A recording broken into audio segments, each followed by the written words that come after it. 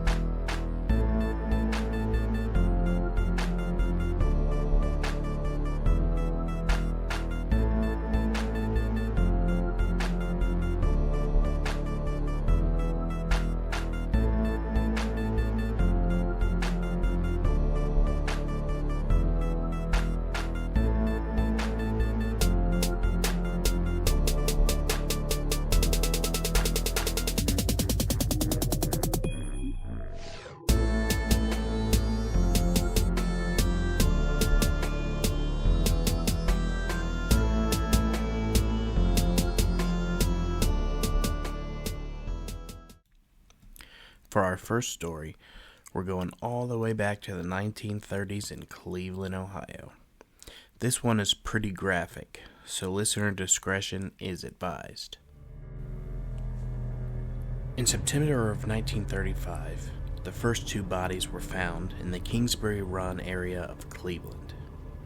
They were both beheaded and emasculated. Shortly after the police arrived, they found the heads and bodies. One of the bodies looked like it had been treated with a chemical that made it leathery and red in color. One of the odd things was that there was no blood at the crime scene, like the killer had murdered them elsewhere and transported the bodies there. To this day, one of the 2 bodies still hasn't been identified. The other belonged to Edward Andrassy, who the police already knew to be a petty criminal. One strange thing about the unidentified man is that he was murdered weeks before Edward was murdered. Just a few months later, a 3rd body was discovered in January 1936. Florence Polillo, who was known to frequent the bars and pubs in the area, was found. She had been beheaded and dismembered. It was at this point that Cleveland Chief of Public Safety Elliot Ness became involved in the case. In June of the same year, a man's body was found. The still unidentified man had 6 tattoos on his body, and the police even displayed the morgue reports of the man, but no one could identify who he was. Then, in September, a partial body was found with a hat. The police identified the hat as one given to a homeless man by an unknown woman, and that seemed to show that whomever was murdering these people were only targeting people from a lower social class. Over the next few months, there was a slight lull in the murders, but that didn't stop the police from investigating. 6 more bodies were found, with the last body being found in August 1938. In total, there were 12 people murdered by the Butcher of Kingsbury Run. All 12 were decapitated, and some dismembered even more than that. But just like Jack the Ripper, some people speculate that he had more than only 12 victims. Several non-canonical victims are commonly discussed in connection with the torso murderer. The first was nicknamed the Lady of the Lake, and was found near Euclid Beach on the Lake Erie shore on September 5, 1934, at virtually the same spot as victim number 7. Some researchers of the torso's murderers count the Lady of the Lake as victim number 1 or victim 0. The headless body of an unidentified male was found in a boxcar in Newcastle, Pennsylvania on July 1st, 1936. 3 headless victims were found in boxcars near McKees Rocks, Pennsylvania on May 3rd, 1940. All bore similar injuries to those inflicted by the Cleveland killer. Dismembered bodies were also found in the swamps near Newcastle between the years 1921 and 1934, and between 1939 and 1942. In September of 1940, an article in the Newcastle News refers to the killer as the Murder Swamp Killer. The almost identical similarities between the victims in Newcastle to those in Cleveland, Ohio, coupled with the similarities between Newcastle's Murder Swamp and Cleveland's Kingsbury Run, both of which were directly connected by a Baltimore and Ohio railroad line, were enough to convince Cleveland detective Peter Marilow that the Newcastle murders were the work of the Mad Butcher of Kingsbury Run. Marilow was convinced the connection was the railroad that ran twice a day between the two cities. He often rode the rails undercover looking for any clues to the killer's identity. On July 22, 1950, the body of 41-year-old Robert Robertson was found at a business at 2138 Davenport Avenue in Cleveland. Police believed that he had been dead for 6 to 8 weeks and appeared to have been intentionally decapitated. His death appeared to fit the profile of other victims. He was estranged from his family, he had an arrest record and a drinking problem, and was on the fringes of society. Despite widespread newspaper coverage linking the murder to the crimes in the 1930s, detectives investigating Robertson's death treated it as an isolated crime. In 1939, the quote, torso killer claimed to have killed a victim in Los Angeles, California. An investigation uncovered animal bones. The police did have a few suspects in these murders, however, none were ever convicted. On August 24, 1939, a Cleveland resident named Frank Dolezal, 52, was arrested as a suspect in Florence Polillo's murder. He later died in suspicious circumstances in the Cuyahoga County Jail. Most investigators consider the last canonical murder to have been in 1938. One suspected individual was Dr. Francis E. Sweeney, born May 5, 1894. Sweeney was a veteran of World War I who was part of a medical unit that conducted amputations in the field. After the war, Sweeney became an alcoholic due to pathological anxiety and depression derived from his wartime experiences. Sweeney was later personally interviewed by Eliot Ness, who oversaw the official investigation into the killings in his capacity as Cleveland's safety director. Before the interrogation, Sweeney was detained and he was found to be so intoxicated that he was held in a hotel room for 3 days until he sobered up. During this interrogation, Sweeney is said to have failed to pass 2 very early polygraph machine tests. Both tests were administered by polygraph expert Leonard Keeler, who told Ness he had his man. Ness apparently felt there was little chance of obtaining a successful prosecution of the doctor, especially as he was the first cousin of one of Ness's political opponents, Congressman Martin L. Sweeney, who had hounded Ness publicly about his failure to catch the killer. After Sweeney committed himself, there were no more leads or connections that police could assign to him as a possible suspect. From his hospital confinement, Sweeney sent threatening postcards and harassed Ness and his family well into the 1950s, and the postcards only stopped arriving after his death. Sweeney died in a veterans hospital in Dayton, Ohio on July 9, 1964. In 1997, Another theory postulated that there may have been no single Butcher of Kingsbury Run, because the murders could have been committed by different people. This was based on the assumption that the autopsy results were inconclusive. First, Cuyahoga County Coroner Arthur J. Pierce may have been inconsistent in his analysis as to whether the cuts on the bodies were expert or from someone inexperienced. Second, his successor, Samuel Gerber, who began to enjoy press attention from his involvement in such cases as the Sam Shepard murder trial, garnered a reputation for sensational theories. Therefore, the only thing known for certain was that all the murdered victims were dismembered. To this day, no one knows the true identity of the Mad Butcher of Kingsbury Run. And just like Jack the Ripper, I don't think we'll ever know who they were. I just hope for the sake of those murdered that they were dead before they had their most private parts removed from their body. Such a terrible thing to do to people. Our next story is from an unknown Ohio location, and it's about a shadow man spying on a girl while in the shower. I'll be reading from the author's perspective. This story took place when I was 17 years old. I was spending the night with my friend, and I had no time to shower before leaving my own house, so I had to decide to take one at her house. It was already night by the time I got there. I have always had a feeling of dread any time I was in her house, especially in the bathroom. Now my friend, Anna, had a glass shower door.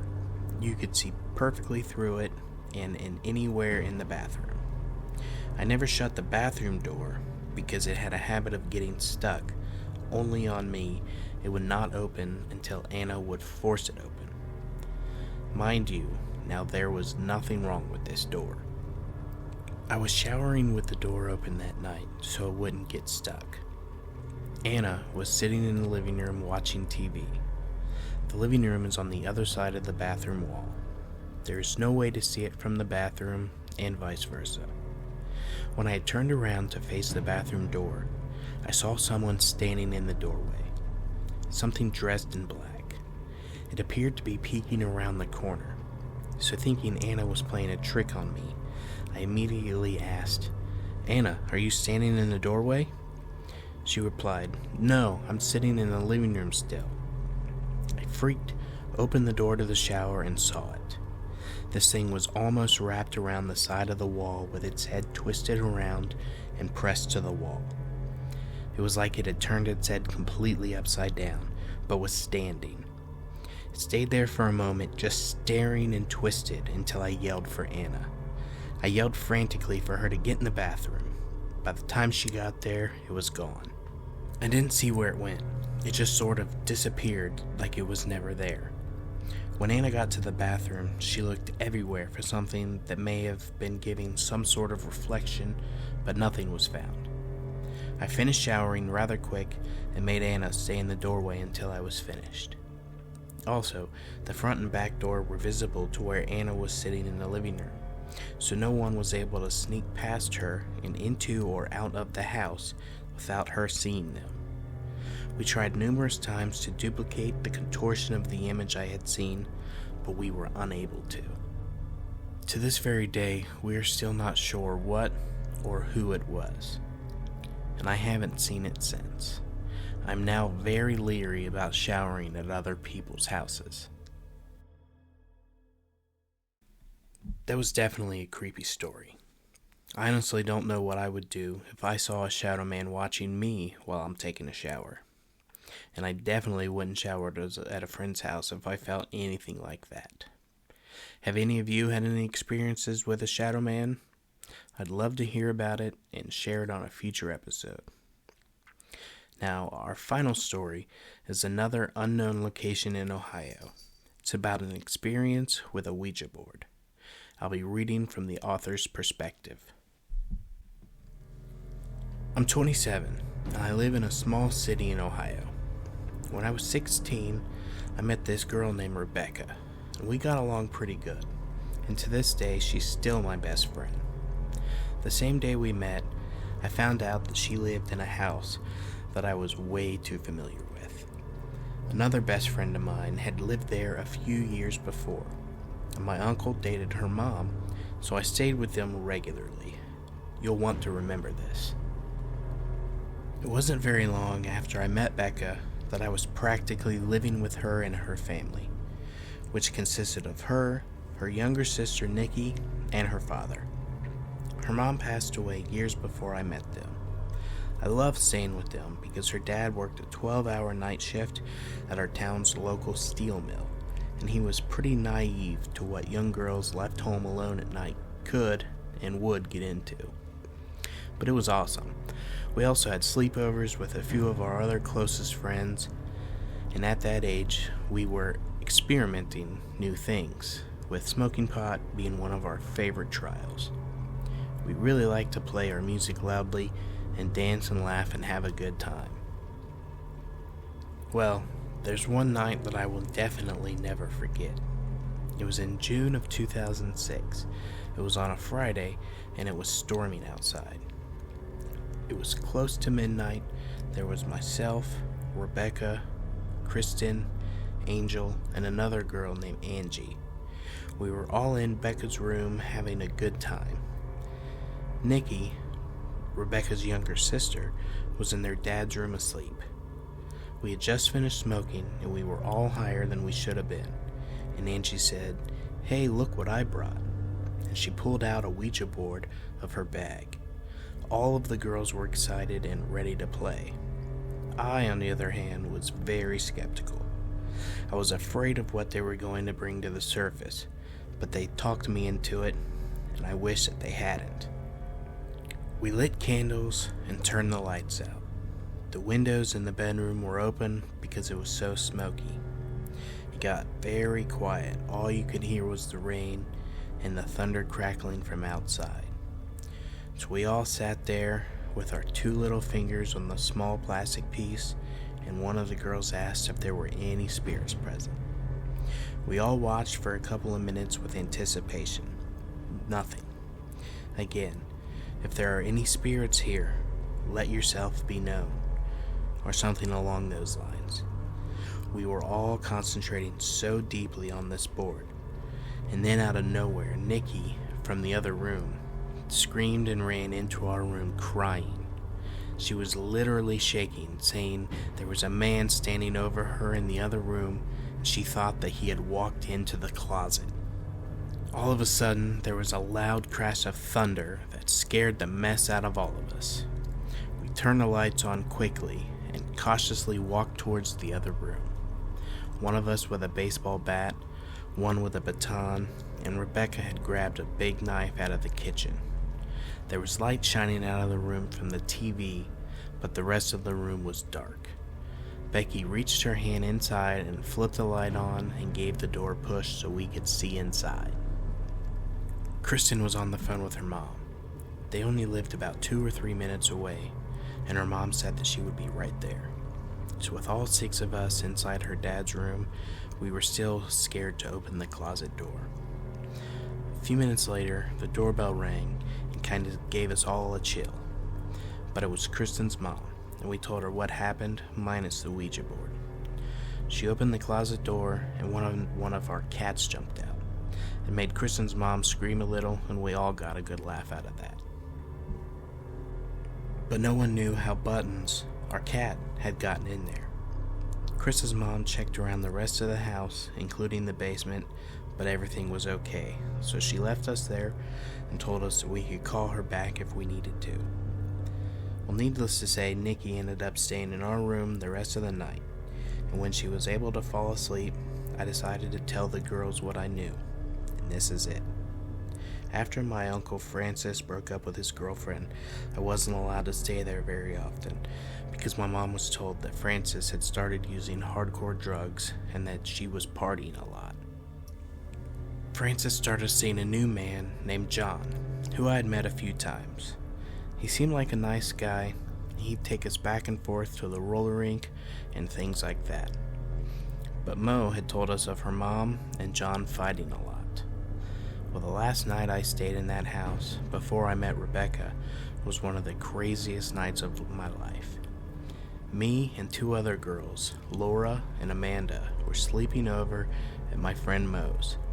We were in her room, which is the same room that was now Rebecca's.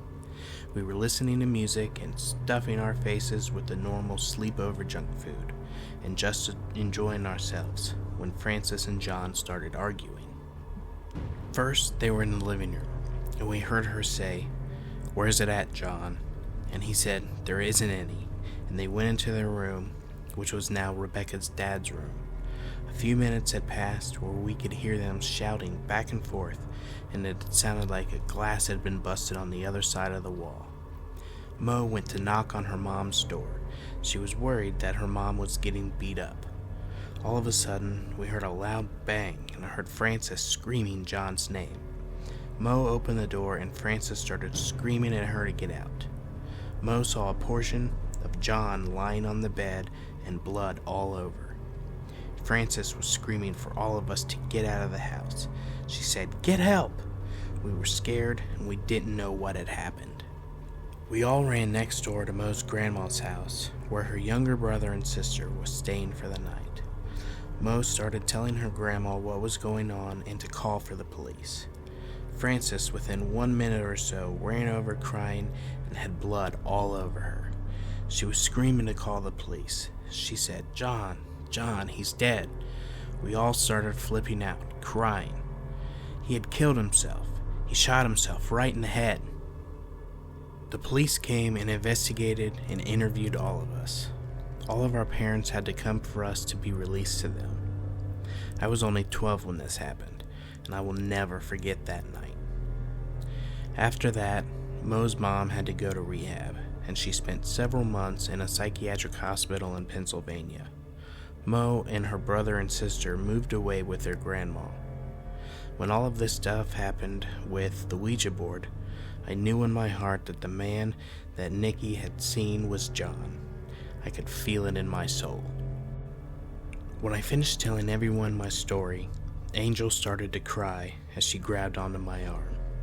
She pointed to a window in the room where the porch was, and there was a shadow standing there like it was watching or listening, and all of us started scooting on our butts with our backs toward the bedroom door, keeping our eyes focused on the window. I said, "Thanks for watching out for us, John, but you can go now. You're scaring us." And without the shadow moving in any direction, it just disappeared. It was gone, and we all still tell this story to this day. I think if he had not showed his shadow to us there on the porch right at that time, that my friends would have never believed me, only because it was such a traumatic experience.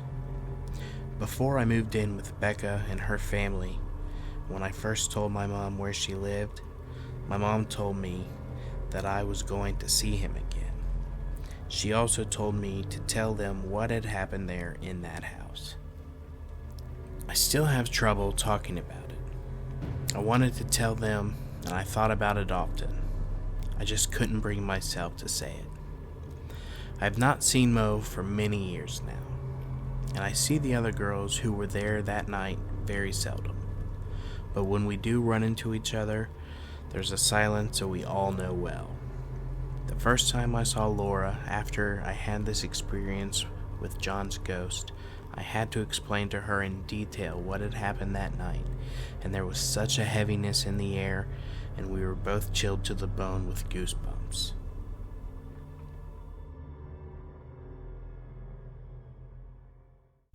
There's one thing I'll never do, it's mess with a Ouija board. Whether you believe in them or not, I don't think that anything good can come from it. Well, that's it for today's episode. I hope everyone enjoyed the stories. Don't forget to follow us on Facebook and Instagram. And if you're listening on Apple Podcasts, please rate and review. A 5-star rating really helps spread this podcast to others who may enjoy it as well. Also, please share with any friends and family who like this kind of content. If you enjoy this yourself, please consider supporting us on Patreon. The first bonus episode is set to launch this month, with the video content set to launch early next year. As always, Keep those doors and windows locked, and stay ready for Ohio Unsolved.